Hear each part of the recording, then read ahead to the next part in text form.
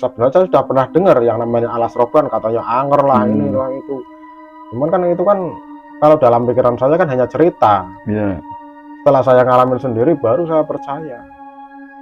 Tapi diterima mas, diterima sama si A ini, si korban diterima, katanya nggak enak kalau nggak diterima kan. Yang namanya pemberian diterima, duit belum diapa-apain itu mas, baru dikantongin, dia pergi ke WC, dia masuk WC, ya udah dia udah nggak ada, dia udah mati, dia udah meninggal di dalam toilet. Assalamualaikum warahmatullahi wabarakatuh. Kembali lagi di channel Lintang Misteri dengan saya Gus Midin. Bagi teman-teman Lintang Misteri yang saya muliakan, semoga teman-teman sehat selalu, murah rezeki dan panjang umur, rezekinya selalu barokah, amin ya rabbal alamin. Oh ya, bagi teman-teman Lintang Misteri ya, jangan khawatir ya, insya Allah Lintang Misteri akan tayang 2 hari sekali. Kemarin sudah ada yang WhatsApp, Mas, gimana tayangnya kapan lagi nih? Pokoknya 2 hari sekali, jadi jangan khawatir ya. Jam 4 sore. Semoga teman-teman Lintang Misteri selalu mendoakan dan support biar Lintang Misteri cepat berkembang dan sukses ke depannya, bisa membantu teman-teman kita, saudara kita yang kurang mampu, amin ya rabbal alamin. Nah, kali ini Lintang Misteri sudah ada narasumber namanya Mas Jarod.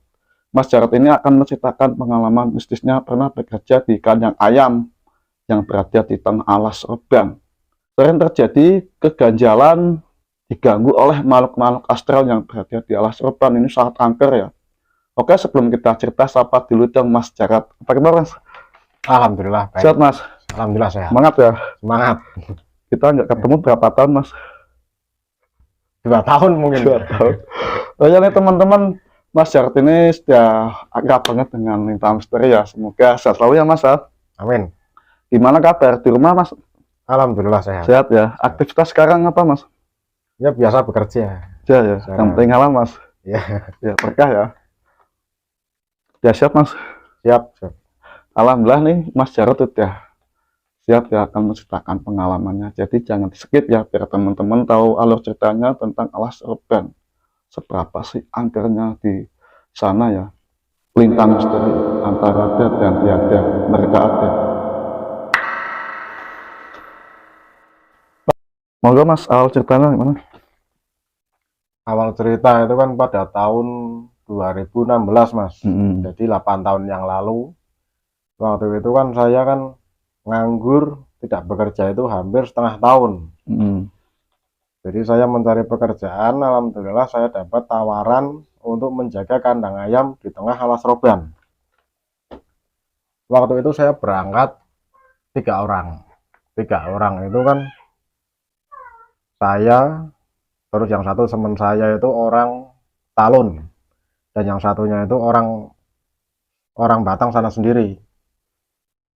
Saya berangkat sekitar jam 11 siang, sampai sana sekitar jam 1. Waktu itu kan saya nggak ada pikiran tentang hal-hal mistis Mas. Saya nggak percaya tentang hal seperti itu kan. Setelah saya sampai, saya di penempatan kandang ayam itu pembesaran ayam boiler. Hari pertama, kedua itu nggak terjadi apa-apa Mas.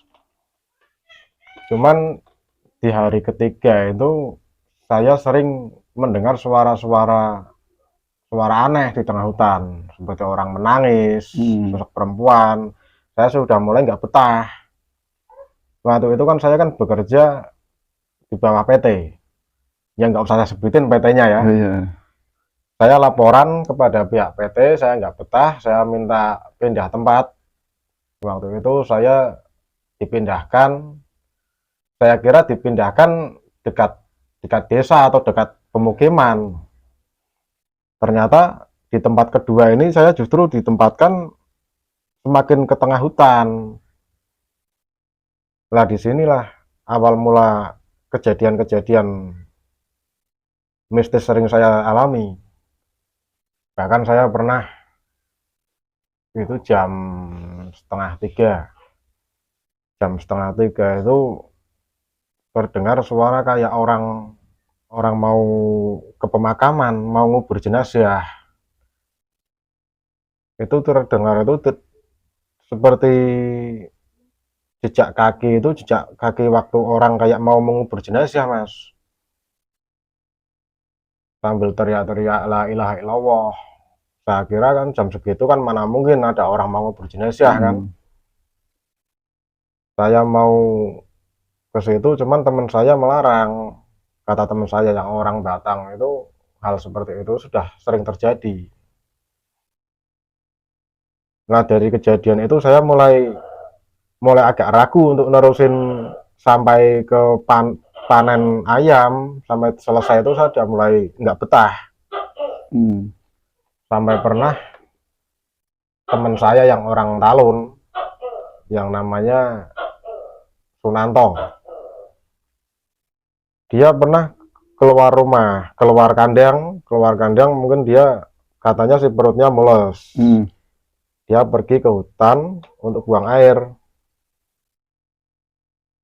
Setelah dia buang air di bawah pohon durian, itu di sebelahnya ada sosok, katanya sosok hitam yang duduk di sebelahnya.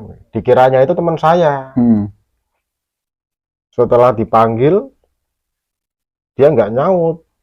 Setelah dia menoleh, itu dia kelihatan matanya merah, seperti katanya sih mirip genderuwo. Dia langsung lari. Besoknya baru dia cerita, dia udah mulai nggak betah, dia pamit mau pulang, cuman kan saya cegah, Mas. Saya cegah soalnya kan kita bertiga aja masih takut, apalagi kita berdua kan. Dia cuma diem aja, nggak taunya besoknya dia udah nggak ada. Kabur terus. Udah kabur dari kandang. Nggak punya tuh. Enggak, dia nggak pamit. Dia pulang aja. Ya udah tinggal 2 orang saya. Lah 2 orang itu, wah saya semakin takut lagi itu. Nah setelah 2 orang itu baru jalan 1 minggu kan nggak salah. Saya pernah itu jam 9, Mas. Jam 9 itu terdengar suara musik. Suara musik dangdut kayak hajatan itu. Saya tanya sama teman saya, itu ada acara apa? Katanya sih ada orkes. Saya di mana? Katanya di desa sebelah, dekat hutan. Teman saya ajak buat nonton, tapi dia nggak mau. Katanya kalau kita nonton berdua nanti yang jaga kandang siapa? Karena saya saking jenuhnya, saking pengen lihat hiburan, saya keluar hutan sendirian. Saya pakai senter HP Cina itu. Saya ke hutan, saya keluar hutan, saya pergi jalan kaki itu saya. Saya nonton orkes, nggak terasa waktu itu selesai itu jam setengah 12 malam. Waktu nonton sih nggak ada pikiran takut mau pulang apa gimana, itu nggak ada. Setelah selesai penonton bubar pada sepi kan, yang namanya di desa kan sepi kalau acara kelar. Saya mulai mikir mau pulang kan takut, ke hutan sendirian, masuk hutan. Saya mau nginep di musola, saya kan pendatang, takut dikira maling apa gimana kan. Akhirnya saya beraniin, saya masuk hutan pakai senter HP. Waktu setengah perjalanan itu nggak terjadi apa-apa, Mas. Walaupun tempatnya gelap, penuh dengan semak belukar. Itu kan pakai jalan setapak sih. Waktu saya dengar kayak suara perempuan yang kayak seperti orang menangis merintih itu loh, Mas. Saya lari, Mas. Saya lari. Alhamdulillahnya saya nggak nyasar. Posisi udah deket sih sama kandang. Posisi gelap ya, Mas? Gelap. Penerangan cuma pakai senter HP itu kan. HP aja bukan HP Android, HP biasa. Kebetulan saya kan sudah hafal jalan setapaknya sih. Kalau siang kan sering lewat. Sebenarnya banyak, Mas, kejadian-kejadian mistis di Alas Roban itu. Kalaupun saya tahu di Alas Roban seangger itu, ya mungkin saya nggak mau berangkat ke sana. Mau berhenti tengah jalan, ya saya juga butuh pekerjaan. Selama 1,5 bulan masa panen. Hampir tiap minggu itu sering mas kejadian-kejadian mistis, Ganggu ya. diganggu makhluk-makhluk astral seperti itu Hmm. sering. Mungkin kalau saya ceritain juga, bahkan saking seringnya mungkin saya sudah lupa kalau satu-satu. Kalau udah masuk maghrib itu udah nggak berani keluar, nggak berani keluar kandang. Dari dulu kan saya kan nggak pernah mas yang namanya percaya hal-hal mistis. Sebenarnya saya sudah pernah dengar yang namanya alas roban, katanya anger lah ini Hmm. lah itu. Cuman kan itu kan kalau dalam pikiran saya kan hanya cerita. Iya. Setelah saya ngalamin sendiri baru saya percaya. Tapi pas waktu daftar di PT itu masa nggak tahu mau di tempatnya di Alas Urban? Nggak tahu Nggak saya. tahu ya. Nggak tahu. Cuma bilang kan kerjanya apa? Kerjanya jaga kandang. Ya. Udah gitu aja. Tapi kan saya nggak tahu penempatannya di mana, di alas roban apa gimana, saya nggak tahu. Hmm. Kalaupun saya tahu di tengah hutan ya saya nggak mau. Hmm. Malah saya kadang sering mas. Mungkin kalau awal-awal saya nggak tahu kan kalau yang namanya di kandang apa perut mulas tengah malam itu. Hmm. Kalau awal-awal saya nggak tahu, saya buang air di hutan. Nah setelah ngalamin kejadian-kejadian seperti itu ya saya nggak berani. Hmm. Terkadang ya walaupun perut mulus tengah malam ya saya tahan sampai pagi. Nggak dibuang air besar. Saya tahan. Nah gimana kalau mau ke tengah hutan saya nggak berani mas. Tapi pas awalnya sebelum dipindahin ke tengah laginya itu di posisinya di mana mas? Deket jalan raya nggak? Enggak, Nggak. enggak. Hmm. Jauh. Masnya kan tahu itu di Alas Urban itu ada warung gaib itu posisinya seperti yang mana mas? Oh kalau warung gaib ya saya pernah dengar ada Hmm. warung gaib. Cuman kan kalau tempat kandang saya kan agak jauh. Hmm. Kalau dari tempat warung gaib. Ya saya juga pernah dengar, saya juga tanya-tanya sama teman saya yang orang sana ya emang ada yang Hmm. namanya warung gaib. Cuman biasanya yang ngalamin itu kayak pengendara yang lewat. Kalau pribumi sendiri jarang sih. Hmm. Malah saya dapat kenang-kenangan itu dari sana itu sebenarnya dapat kenang-kenangan itu keris mas. Terus. Keris. Saya pernah antara jam 3:30 itu saya waktu tidur itu dibangunin kayak sosok kakek-kakek. Sosok kakek-kakek ngebangunin, katanya saya disuruh turun dari kandang, udah disiapin pusaka. Saya kan nggak percaya mas. Saya bangunin teman saya nggak mau kan. Terus saya nggak turutin itu. Terus bangun tidur itu jam 6 saya turun, ternyata emang ada kerisnya kalau nggak salah segede segini, Posisinya di mana itu mas? di bawah pohon durian, Durian. di bawah pohon durian besar. Saya ambil kerisnya, saya liatin teman saya malah.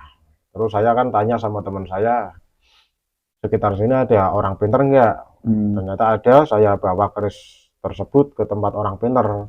Saya tanyain tentang keris itu keris apa. Terus kata orang pinter itu katanya itu keris naga runting. Naga runting. Iya, yang katanya sih makannya intan berlian itu. Terus saya balikin, saya nggak berani. Naga runting itu fungsinya buat apa mas? Buat pesugihan atau buat cari uang? Aduh, saya sendiri saya nggak tahu itu mas. Hmm. Untuk keris pusaka seperti itu. Selama 1,5 bulan ya, itu Ya. yang paling ngeri itu apa mas? Selama 1,5 bulan itu yang paling ngeri itu, yang paling berkesan mungkin ya. Iya. Kalau ngeri itu sebenarnya ngeri semua. Oh, Ya ngeri namanya semua. itu ngeri semua. Iya. Cuman yang paling berkesan sampai saya nggak bisa lupa sampai sekarang. Itu tentang itu kayak orang mau ngubur jenazah sih sebenarnya. Iya. Saya sebenarnya sih sudah sempat ngintip. Hmm.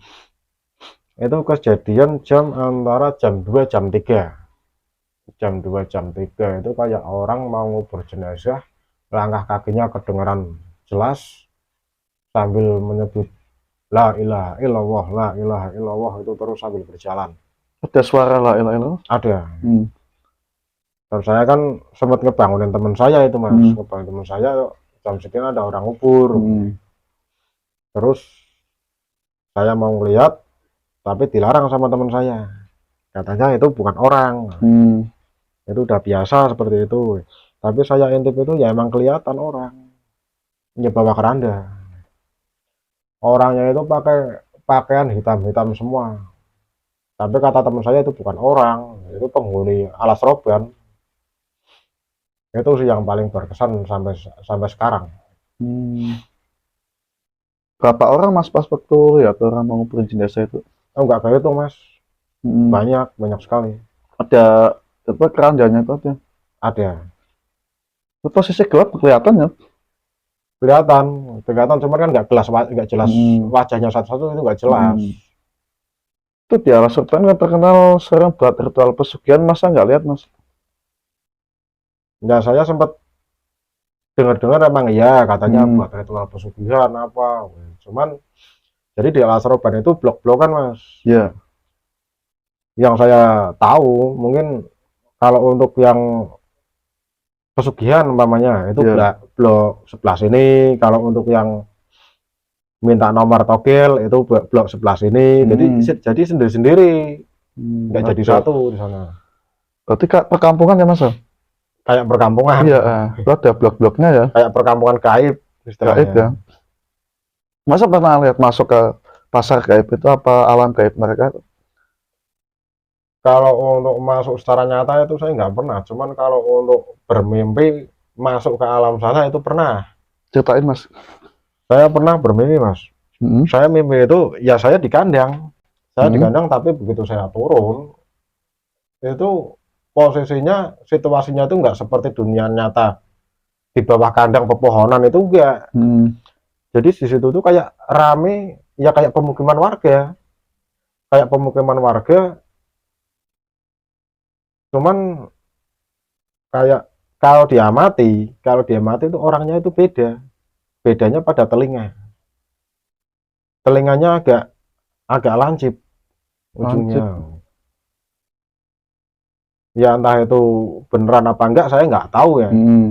Cuma saya bermimpi pernah seperti masuk dunia gaib. Pas waktu mimpi itu udah keluar dari kerjaan kandang itu mas? Belum, masih berlangsung. Masih berlangsung itu. Tapi pas keluar di kerjaan PT itu, tapi pamit mas? Saya pamit. Jadi waktu selesai panen itu kan saya kan mau lanjut lagi sebenarnya, mau diperpanjang lagi, mau pindah tempat, cuman saya nggak mau. Saya nggak mau soalnya kan ya sudah trauma. Sudah trauma tentang pengalaman saya, walaupun 1,5 bulan itu kan ya banyak sekali kejadian-kejadian mistis yang ya cukup segitu aja lah. Selain di alas roban ada kejadian mistis lagi mas di mana tempat itu? Kejadian mistis itu di pabrik. Saya kan juga pernah kerja di pabrik sih. Pabrik sarung tenun di Pekalongan. Ya mungkin saya nggak usah sebutin pabriknya ya mas. Waktu itu kan shift malam. Waktu shift malam itu kan berangkat jam 10, istirahat jam 2. Waktu istirahat jam 2 itu kan saya kan bilang sama teman saya nyari tempat istirahat yang sekiranya buat tidur, nggak ada yang ngebangunin. Terus saya tidur di gudang sarung. Waktu saya tidur berdua itu ada satu orang itu yang nungguin saya tidur. Saya lihatin kok kayak bukan orang PT, rambutnya acak-acakan, pakainya lusuh, wajahnya kusam. Saya tanya dia nggak jawab. Terus teman saya megang saya, manggil saya, katanya saya bicara sama siapa. Saya bilang sama teman saya, masa kamu nggak lihat? Ya lihat apa? Dia sudah hilang, waktu itu sudah hilang. Baru teman saya nyadari, teman saya lari. Itu pas waktu ya di pabrik itu jam kisaran berapa, Mas? Ya mungkin antara jam 2:30. Banyak Mas kejadian-kejadian mistis di tempat kerja. Saya sendiri kan itu kan ya bisa dibilang sial mungkin ya. Iya. Setiap tempat kerja itu saya sering ngalamin kejadian-kejadian mistis seperti itu. Saya itu kan di PT itu kan 5 tahun, cuman kan pindah-pindah PT. Itu hampir tiap PT itu selalu mengalami kejadian-kejadian mistis. Kalau boleh saya sebutin PT-nya, mungkin saya sebutin Mas. Ya, PT yang paling angker. PT yang paling angker di Pekalongan, yang dulunya itu bekas kuburan. Itu penampakannya itu nggak lihat waktu Mas. Terkadang berangkat pagi jam 6, setengah 7 itu dia nampak. Paling sering itu kan kuntilanak. Paling sering sosok perempuan, bahkan sampai terkadang sampai rumah ikut. Itu saya kerja di sana itu cuma setahun setengah. Cuman dalam pengalaman saya bekerja, yang paling banyak pengalaman mistis itu ya di Alas Roban itu Mas. Baru sampai sekarang saya percaya bahwa Alas Roban itu memang tempatnya angker sekali. Mas, pas waktu di Breakers itu sosoknya seperti apa Mas? Yang ngasih Mas? Pas sosok kakek-kakek itu. Sosoknya tua, pakai sorban, jubah putih. Jelas banget itu Mas. Itu jelas sekali Mas, cuman kan dia nampak cuma segini. Separuh.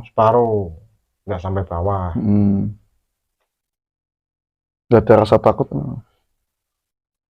Mungkin karena rupanya itu seperti itu, saya nggak takut ya. Mungkin kalau dia rupanya apa kayak genderuwo apa mungkin saya lari. Iya.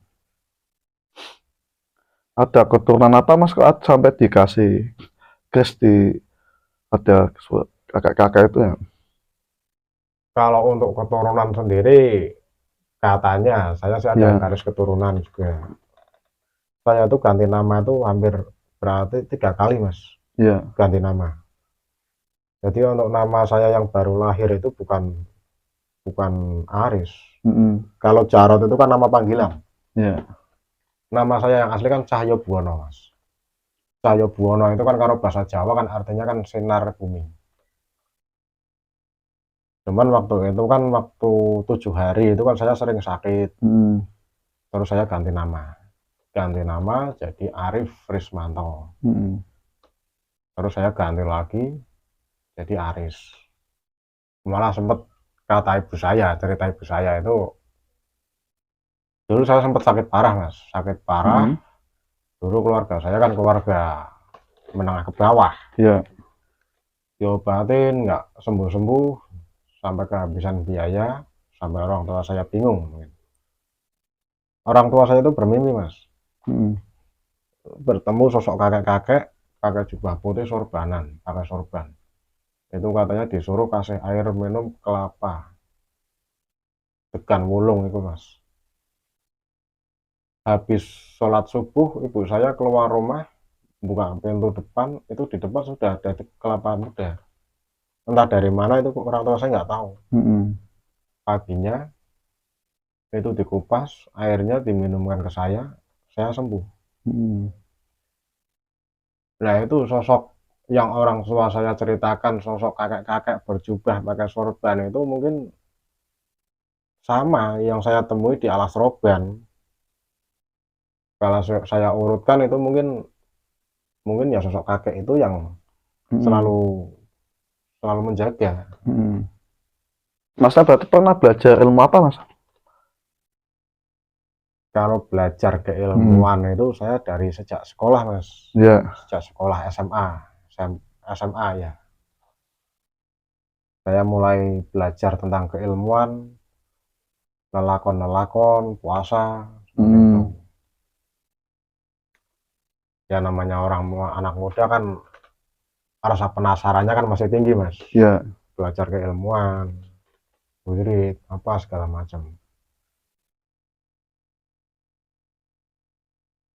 Makanya dulu kayak tempat angker di alas roban itu kok saya nggak percaya.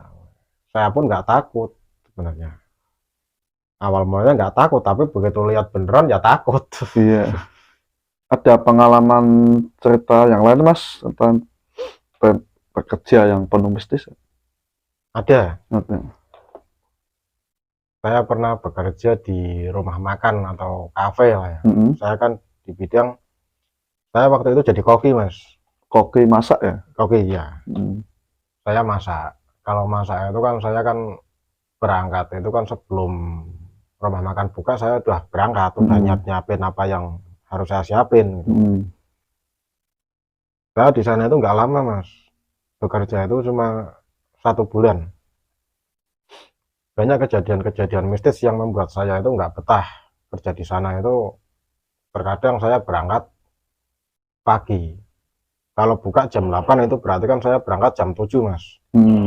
Berangkat jam 7, saya di dapur, itu kan sip-sipannya itu kan cuman koki itu cuma 1 orang, Mas. Koki 1 orang, saya cuma cowok sendiri, yang lain kan kayak pramusaji, kayak pelayan kan semuanya kan cewek. Semuanya cewek, Mas. Jadi saya nyiapin itu sendirian di dapur. Itu padahal pagi-pagi, Mas. Pagi-pagi saya sering nyiapin apa yang saya perlu saya masak. Itu terkadang sering saya ngalamin kejadian kayak benda bergerak sendiri berjalan seperti mangkok, piring. Sering digangguin waktu saya masak, umpamanya. Saya mau ngambil piring, piringnya jalan sendiri di meja. Cuman kalau untuk gangguan seperti itu kan saya nggak begitu takut lah ya, kan nggak nampak sosok. Yang membuat saya paling ingat nggak bisa lupa itu waktu saya hampir mau tutup, tempat mau tutup itu antara jam 10, Mas. Waktu jam 10 itu kan dari jam 9 itu rumah makan sepi, Mas. Nggak ada pelanggan. Saya sendirian di dapur. Waktu itu pelayan itu kan pada ngerumpi lah. Iya. Saya gabung. Cuman karena pembicaraan cewek kan nggak masuk, Mas, sama cowok. Saya mau pergi ke dapur. Saya ditanyain sama teman saya, kamu kemana? Kamu ke dapur mau cuci piring. Teman saya kan bilang, hati-hati. Hati-hati kenapa? Di dapur sendirian ntar ada setan. Waktu itu saya emang sesumbar, Mas. Saya emang nantang. Saya bilang nggak ada setan, saya nggak takut sama setan. Lanjut saya cuci piring di dapur. Saya waktu cuci piring sambil berdiri itu di wastafel, kok kayak ada bayangan putih sering jalan sekelebat. Saya tengok nggak ada. Nah saya diem.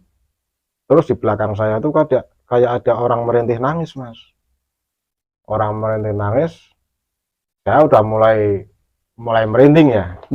Ada apa yang nggak enak lah. Iya. Iya, ada rasa takut lah. Saya nengok ke belakang, nggak ada, Mas. Begitu saya ke depan, itu udah di depan saya, Mas. Sosoknya di depan, Mas. Di depan saya, Mas. Dia soalnya perempuan kayak kuntilanak.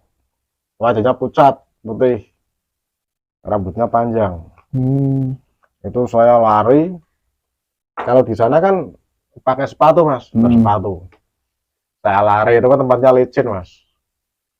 Saya sampai kepleset, saya jatuh.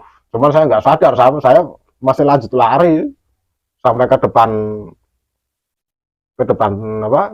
tempat kerja saya, sampai ke jalan raya saya. Habis kejadian itu saya pulang ke rumah sampai kan saya kan masih teringat terus ya. Itu saya pulang, saya buka pintu kamar, itu di dalam itu baunya sangat wangi sekali mas, baunya itu kembang melati, bau kembang melati, sampai kan saya nggak, ya saya udah pikiran, Iya. nggak enak. Saya tidur, saya direp-repi, saya bangun, itu selama 3 hari berturut-turut itu badan saya itu terasa berat sebelah sini mas, terasa berat sebelah sini. Saya cerita sama orang tua kan, sama orang tua saya, terus orang tua saya manggilin kayak kayak orang pinter Iya. gitu. Terus kan dilihat katanya yang di tempat kerja saya itu yang perempuan itu ngikut mas, ngikut waktu itu di mediator di rumah saya. Lah pengakuan si setan perempuan itu katanya mau ikut saya, Oh, mau ngikut. Ditanya sama Pak Ustadz, mau ikut alasannya apa? Katanya suka, Oh, suka. mau ikut. Hmm. Nah, terus saya kan tanya sama Pak Ustadznya, istilahnya jalan keluarnya gimana? Saya disuruh keluar dari kerjaan. Setelah itu di mediator, dibalikin lagi entah kemana itu saya tanya. Iya. Saya kan rundingan dulu sama orang tua.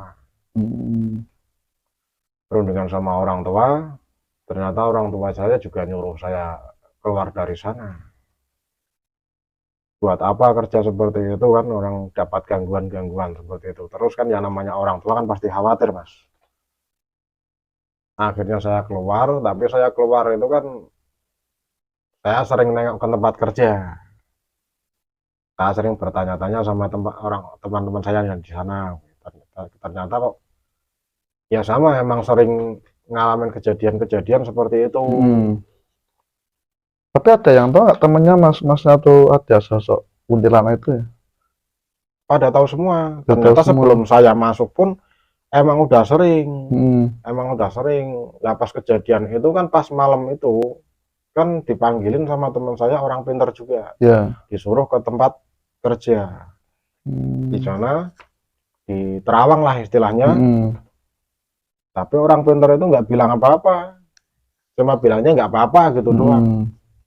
Emang kok sampai di tempat tuh kafe ya, kok nyampe ada sosok itu, emang bosnya ngelakuin apa mas? Aduh kalau untuk itu kan saya nggak tahu ya. Yang saya tahu itu di sana itu sebelum dibangun rumah makan, dulu tempat itu tuh kayak rumah udah nggak terpakai. Katanya sih rumah angker.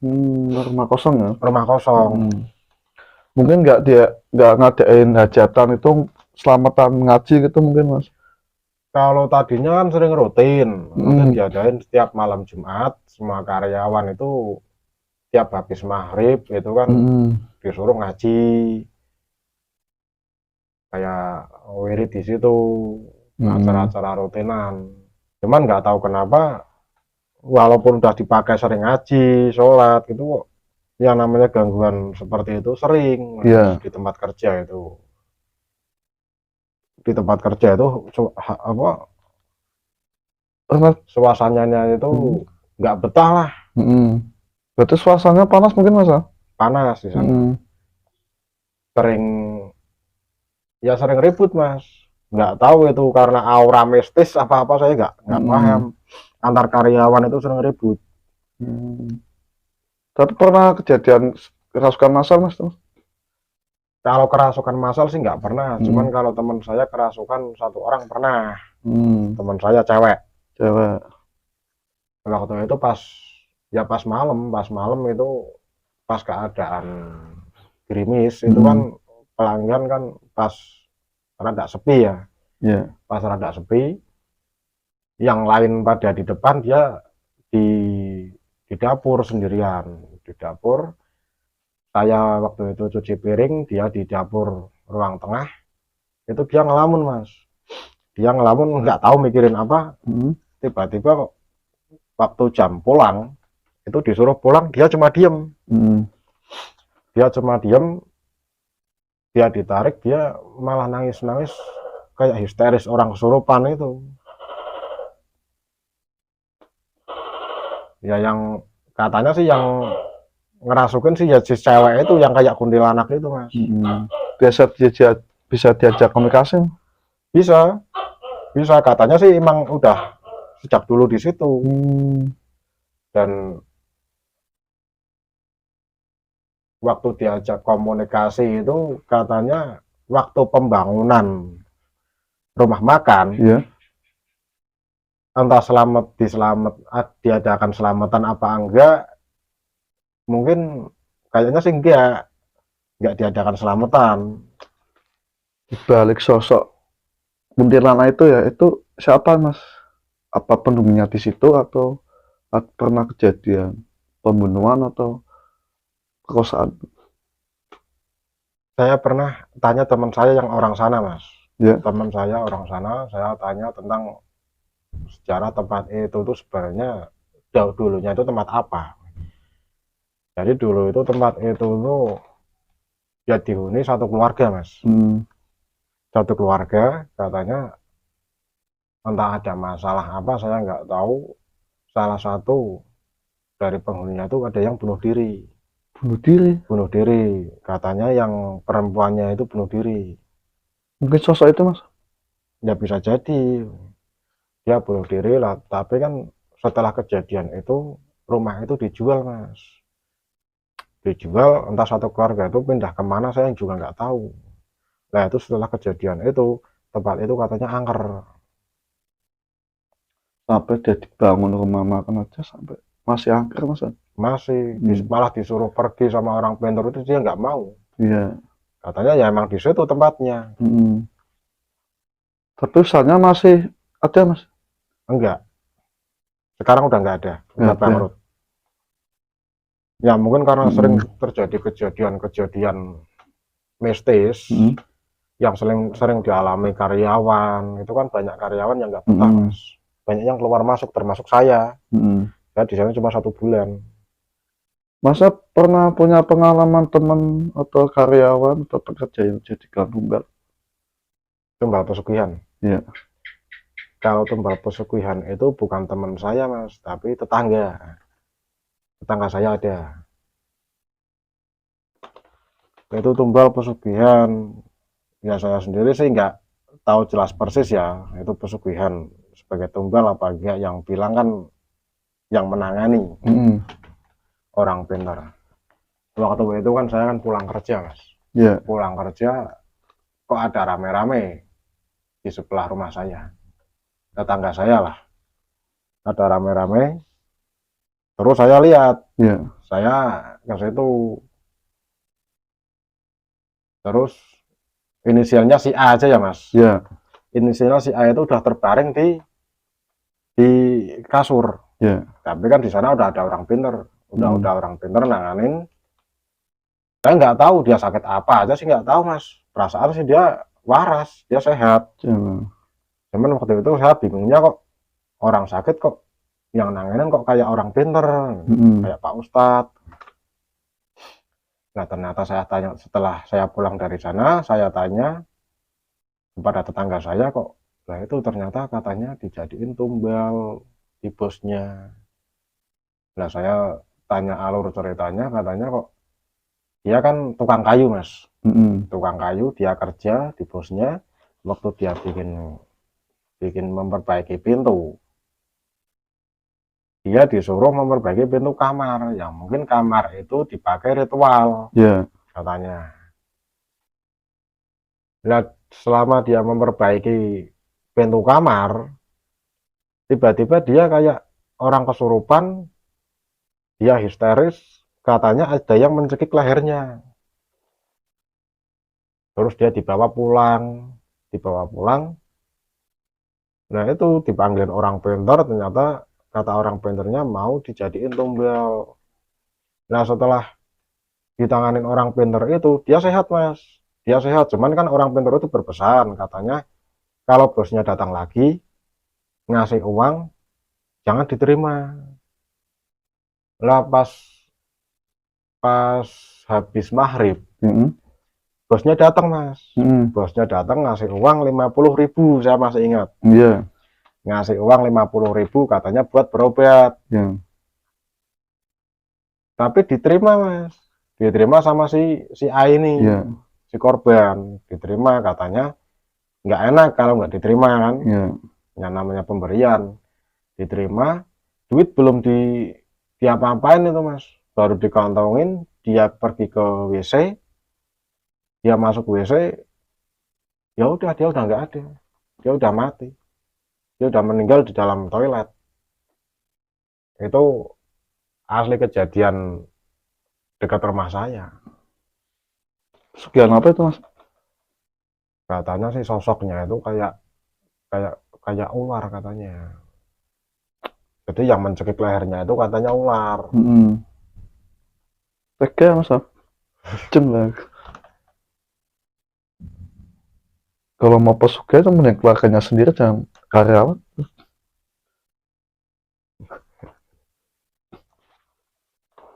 Masih ada cerita pengalaman yang lain mas? Masih mas, waktu saya bekerja di salah satu PT tekstil, produksi sarung, di salah satu PT di Pekalongan. Saya pernah bekerja itu di sana, itu tempatnya kan bekas kuburan mas. Katanya itu bekas kuburan, tapi kan waktu zaman pembangunan PT itu kan pembangunan pabrik, itu kan kuburan itu tidak dipindah, melainkan kan ditindih bangunan pabrik. Jadi tempat itu emang terkenal angker sampai sekarang mas. Masih kejadian-kejadian mistis itu mungkin untuk penampakan itu sendiri nggak nunggu malam mas, terkadang siang pun sering kejadian-kejadian mistis. Untuk kejadian mistis yang saya alami di PT Tekstil itu, saya kan di sana kan sebagai mekanik mas, mekanik mesin Jaguar. Mesin Jaguar itu kan mesinnya kan tingkat di atas. Saya pernah waktu itu saya memperbaiki mesin Jaguar, itu kejadian sekitar jam 11 malam. Itu waktu saya fokus memperbaiki mesin, itu secara terang-terangan dia sosok perempuan kayak kuntilanak, tapi wajahnya serem mas, wajahnya serem, kayak penuh darah, rambutnya acak-acakan, berantakan. Waktu itu saya bingung, saya mau lari ya, saya nggak mungkin mau lari kemana, kan posisi saya kan di atas. Saya lari pasti saya jatuh. Saya nggak lari ya, saya takut. Akhirnya saya cuma diem, saya nggak pernah berani liatin. Begitu saya lirik udah nggak ada, saya berani turun. Saya turun, saya cerita sama teman saya, teman saya malah ketawa. Katanya teman saya juga pernah lihat sosok itu di atas. Cuman kan teman saya itu kan nggak berani mas, nggak berani cerita. Dan ternyata yang udah pernah lihat sosok itu ya bukan cuma saya mas. Ya emang banyak mas kejadian-kejadian mistis di dalam pabrik selama saya kerja itu emang sering. Dan sialnya saya itu setiap saya bekerja, setiap saya pindah tempat kerja, itu saya sering ngalamin kejadian-kejadian mistis. Itu pabrik itu dulunya apa mas? Agar banget mas. Jadi dulu itu ceritanya, kata warga setempat, itu dulu itu tempat sana itu pemakaman umum sebenarnya, pemakaman umum yang udah nggak dipakai. Terus ceritanya entah gimana saya nggak tahu, dibangun pabrik, cuman makam yang sebelumnya udah ada di sana itu nggak dipindah, itu ditindih aja. Kok berani ya mas? Ya berani, kebetulan kan yang punya PT itu kan orang Arab mas. Ya mungkin orang Arab nggak percaya yang namanya hal-hal mistis. Tapi masih sekarang pabriknya dipakai mas? Masih berjalan mas sampai sekarang. Cuman Ya itu kejadian-kejadian mistis itu kan teman saya kan masih banyak yang di sana. Terkadang kan silaturahmi main ke rumah itu ya sering cerita, sering ngalamin kejadian-kejadian mistis di sana. Inilah cerita dari Mas Jarod ya tentang pengalaman selama bekerja dan sering kejadian hal mistis dan ganjil ya. Barangkali ada pesan nih Mas buat teman-teman.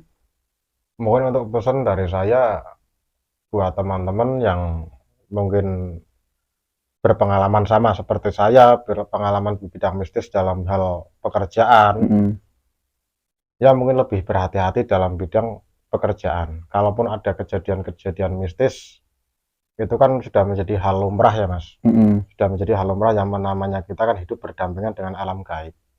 Cuman jangan sampai mengganggu dalam hal pekerjaan kita sehari-hari. Sudah itu aja. Ya.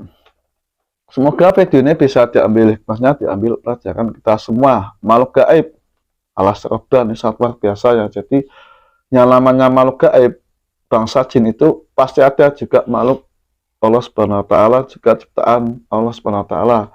Banyakin sholawat dan istighfar agar kita selalu selamat dunia dan akhirat. Jangan lupa sholat waktu, jangan sampai kita tinggalkan ya, itu sudah kewajiban kita semua. Kekuatan sebesar apapun tidak ada yang bisa melebihi kekuatan Allah Subhanahu wa taala. Dan sampai sini Lintang Misteri pamit. Wassalamualaikum warahmatullahi wabarakatuh. Saksikan terus video selanjutnya Lintang Misteri antara ada dan tiada mereka ada. Makasih Mas.